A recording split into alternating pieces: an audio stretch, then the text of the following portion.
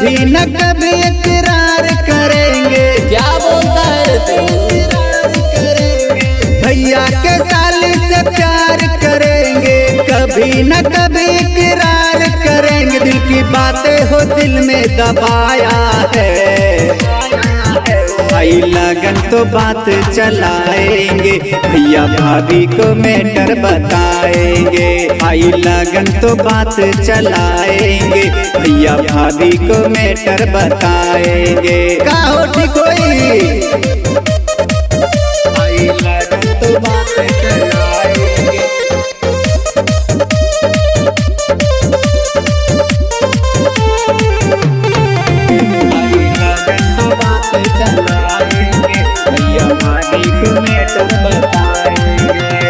गर्मी न लागी करे जाके एसी हमने लगाया है। नेट के कामी कभी न होगा, वाईफाई हमने लगाया है। इतना सुविधा दे पे मोगी की, तब मोगी बिगाड़ ना जाए। गर्मी न लागी करे जाके एसी हमने लगाया है।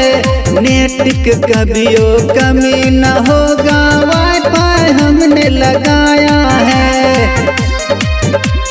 बोर फील ना होई रानी के, बोर फील ना होई रानी के। सारा सुविधा तो हमने कराया है। आई लगन तो बात चलाएंगे, भैया भाभी को मैटर बताएंगे।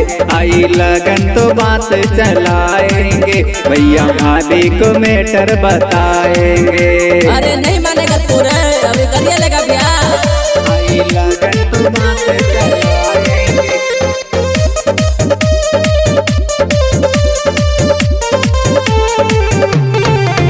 आई लगन तो बात चलाएंगे, भैया भाभी को मैटर बताएंगे। मनवा कर लागल रही, घर ऐसा बनवाया है। खुशी से झूमी रानी हमर, घर ऐसा सजाया है। घर ऐसा सजाया है। मनवा कर लागल रही, घर ऐसा बनवाया है। खुशी से झूमी रानी हमर, घर ऐसा सजाया है। देसी होई जे भैया के साली, देसी होई जे भैया के साली। मॉडर्न हम बनाएंगे,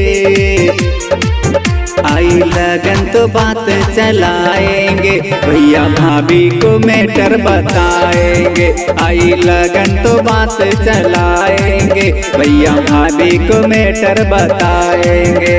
रिकॉर्डिंग बाय ऋषभ रिकॉर्ड नगच्छिया।